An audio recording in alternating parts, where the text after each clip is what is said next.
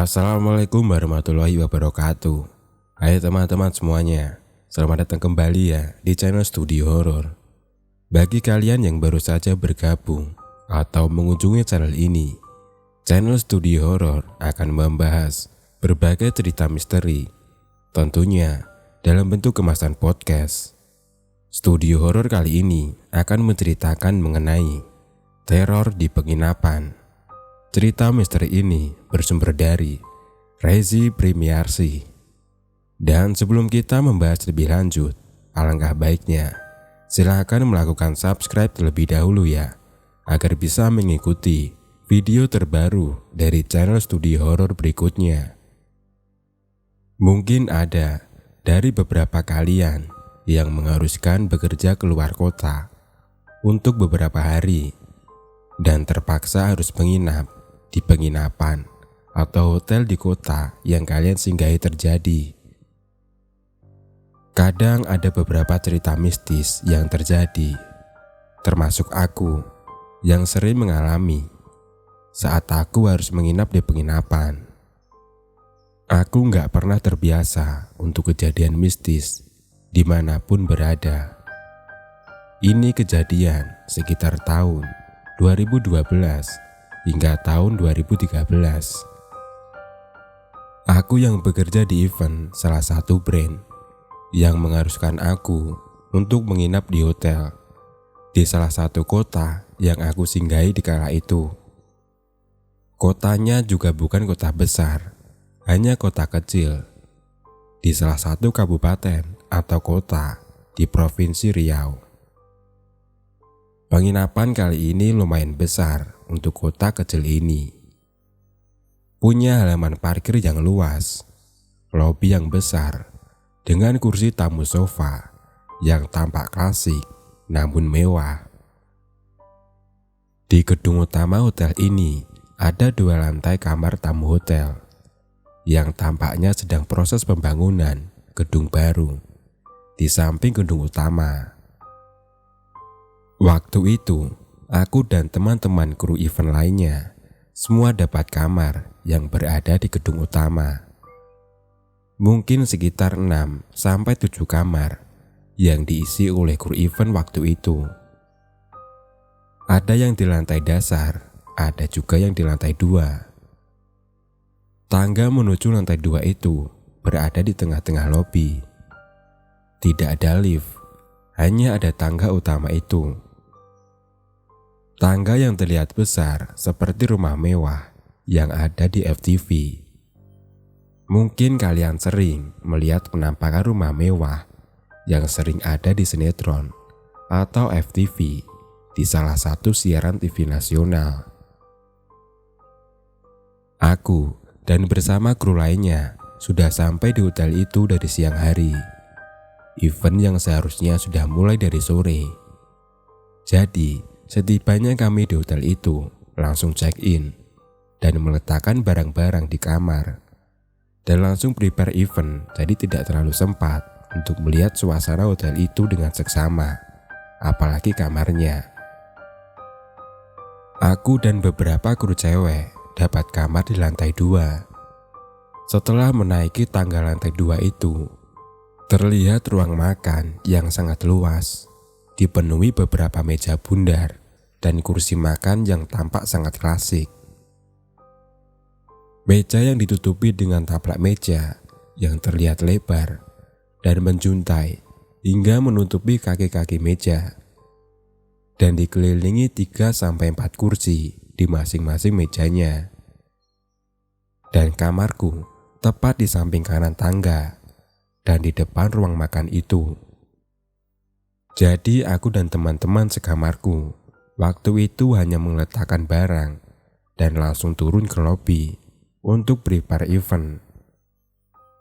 Sekilas tampak biasa saja dengan 2 bed single di kamar itu dan ada meja rias dan juga kursi.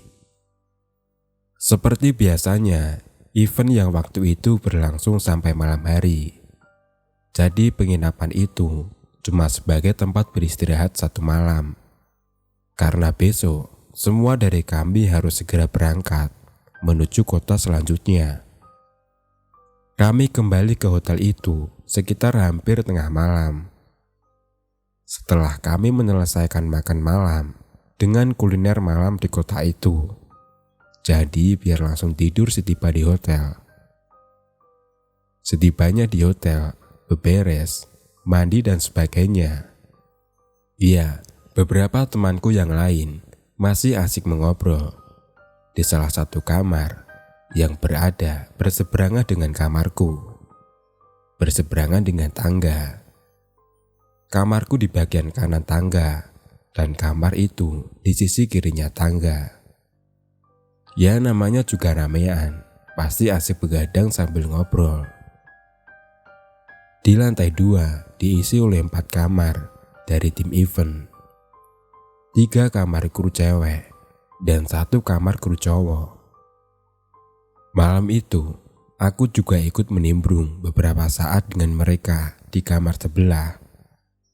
Sudah lewat jam 1 malam, aku mulai mengantuk dan mengajak temanku untuk tidur. Tapi dia menolak dengan alasan belum mengantuk dan asik ngobrol. Aku pun memutuskan balik ke kamar sendirian. Perjalanan ke kamarku memang harus melewati tangga tadi dan ruang makan itu. Ya karena ruang makan itu tepat di depan kamarku. Ruang makan itu terlihat gelap dan beberapa tampak suram karena kursi-kursi kosong itu. Tapi aku tidak menghiraukannya. Aku pun langsung ke kamar dan menutup pintu. Waktu itu aku gak langsung tidur, main HP dulu sampai mengantuk. Aku tidur di bed sudut. Saat itu TV ku biarkan menyala dan lampu masih menyala juga. Dan depan TV ada meja dan juga kursi. Aku tidak begitu memperhatikan posisi kursi itu pada saat malam itu. Seingatku memang menghadap ke meja. Karena aku dan teman sekamarku tidak begitu lama di kamar itu. Jadi kami tidak terlalu banyak berinteraksi dengan furnitur di kamar itu. Setelah setengah mengantuk, aku mematikan HP dan bersiap tidur. Saat aku mulai akan tertidur, aku gak sengaja menangkap sosok yang sedang duduk di kursi itu. Entah sejak kapan kursi itu mulai menghadap ke arahku. Aku seperti melihat ada sosok transparan yang awalnya aku belum bisa mendeteksi itu apa. Aku pikir karena aku sangat mengantuk. Tapi karena aku penasaran, mulailah aku fokus untuk melihat apa yang ada di sana. Aku melihat sesosok wanita berbaju putih berbayang, berambut sebahu, sedang duduk layaknya orang yang duduk bersantai dengan tangan bersandar ke bagangan kursi itu. Aku pun merasakan dia melihat ke arahku. Tapi aku tidak bisa melihat matanya. Mukanya tampak putih seperti kertas yang tanpa mata, mulut dan hidung. Aku masih ingat dia seperti memakai baju putih yang agak sedikit tampak lusuh. Wajahnya terlihat terlalu putih dengan pakaian yang putih yang dia kenakan.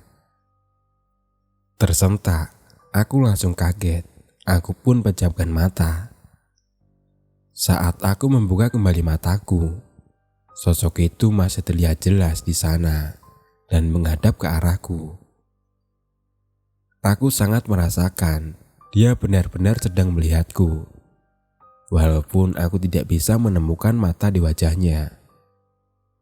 Tanpa pikir panjang, aku langsung berlari keluar, mengambil langkah besar melewati bed kosong di sampingku. Dengan panik, berlari ke arah kamar teman-temanku yang berkumpul.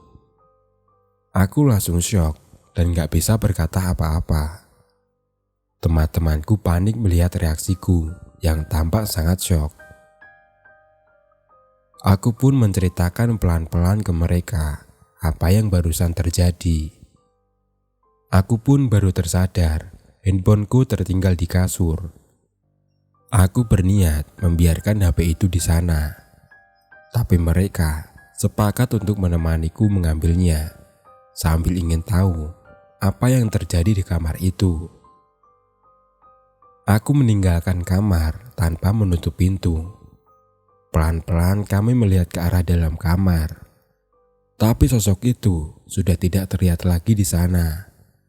Tapi kursi yang tadi masih tetap menghadap ke arah kasur yang aku tiduri tadi. Aku pun langsung bergegas berlari mengambil handphone dan segera menutup dan mengunci pintu dari luar dan juga ikut kumpul di kamar lain. Di kamar itu sekarang ada sekitar 6 orang karena kejadian tadi. Temanku lainnya memutuskan untuk tidur bareng di satu kamar. Kami berusaha untuk tidak menceritakan ulang kejadian itu dan menghiraukannya. Semua dari kami ingin segera tidur karena besok pagi kami harus bangun pagi untuk melanjutkan perjalanan yang lumayan jauh.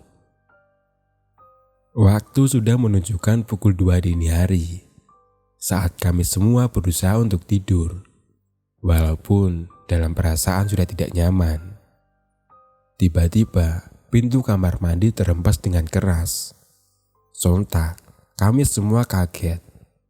Padahal semuanya sedang berada di kamar, tidak ada yang di kamar mandi. Belum sempat kami menalar apa yang sedang terjadi, pintu kamar mandi kembali terhempas untuk kedua kalinya. Langsung kami berlari keluar menuju kamar kru yang lain yang sama-sama di lantai 2 itu. Kebetulan kamar ini diisi 2 orang kru cowok. Ada beberapa temanku yang saking kaget berlari keluar tanpa menggunakan sendal. Kru cowok ini sadar kalau kami sedang ketakutan. Mereka membiarkan kami masuk dan bertanya apa yang sedang terjadi. Salah satu cowok itu menawarkan diri untuk ke kamar kami, membantu mengunci pintu kamar yang kami tinggal begitu saja, karena kan barang-barang kami masih tertinggal di sana. Mereka berdua membiarkan kami tenang dulu di kamar dan penasaran juga apa yang sedang terjadi. Alhasil, kami semua berdelapan di kamar yang jadi sempit itu. Kami semua tidak bisa tidur karena kejadian yang barusan terjadi. Antara masih takut atau karena memang kamar tidak bisa untuk tidur karena kamar itu terlalu ramai orang. Dan syukurnya setelah beramai-ramai itu, kami tidak mengalami teror lagi sampai pagi. Ada yang tidur duduk, ada juga yang nyelip untuk tidur. Tapi intinya, kami tidak bisa tidur, atau tidur-tidur ayam lah namanya di malam itu. Ketika sudah pagi, mau tidak mau, kami harus kembali ke kamar masing-masing untuk mandi dan persiapan kerja. Karena sudah pagi, kesan horor sudah tidak ada lagi. Tapi ada yang aneh di pagi itu. 2 orang temanku yang dari kamar sebelah datang ke kamar, menanyakan sendal dan mencari sendal di kamarku. Aku pun bertanya, kenapa? 2 orang temanku tadi bilang, mereka tidak menemukan sendal mereka dari tadi. Udah dicari ke seluruh kamar, tapi nggak ketemu. Aku berpikir karena kejadian semalam, sandal pasti tercacar kemana-mana. Karena mereka berlari tanpa sandal keluar kamar. Kami pun bingung kemana sandal itu pergi. Jadi semua dari kami mulai mencari sandal mereka ini. Ada temanku yang mulai merasa aneh dengan meja makan yang ada di ruang makan itu. Mulailah kami juga mencari di sekitar ruang makan itu. Mungkin ada sekitar 5 hingga 6 meja makan dengan 4 kursi di setiap meja itu. Salah satu temanku di sudut ruangan itu setengah berteriak, "Ini nih sandalnya." Kami pun langsung menghampirinya Dan ternyata sendal mereka yang hilang tersusun rapi di bawah meja yang tertutup dengan taplak meja yang menjuntai ke bawah kolong itu. Temanku sampai harus menyibakkan taplak meja itu untuk menemukannya. Terlihat di sana ada 3 pasang sendal yang tersusun rapi berjajar di kaki meja itu. Kami semua pun heran dengan informasi itu. Bagaimana mungkin sendal itu bisa tersusun rapi di sana, dan kerjaan siapa? Di lantai 2 itu cuma kami dari kru event yang ada di hari itu. 2 di antaranya sendal milik temanku. Yang 1 lagi kami juga tidak tahu milik siapa. Temanku langsung cepat mengambilnya, berlari ke bawah sambil bertelanjang kaki dan menjinjing sendal itu. Semua dari kami akhirnya check out dari hotel itu. Temanku yang merasa dikerjain karena tragedi sendal komplain ke resepsionis hotel. Si mbak resepsionisnya cuma terdiam sambil lihat-lihatan dengan sesama rekannya. Pihak hotel pun cuma bisa meminta maaf apa yang sudah terjadi kepada kami. Akhirnya kami pergi meninggalkan hotel itu. Aku pribadi sejak kejadian itu gak pernah mau menginap di sana lagi. Walaupun ada beberapa kali berkunjung ke kota itu lagi. Tapi sampai kemarin sebelum pandemi COVID ini, kalau ada event di sana, memang itu satu-satunya tempat yang masih worth untuk disinggahi dibanding hotel yang lainnya. Dan cerita pun selesai. Terima kasih teman-teman karena sudah mau mendengarkan maupun menonton video terbaru dari channel Studio Horor. Dan wassalamualaikum warahmatullahi wabarakatuh.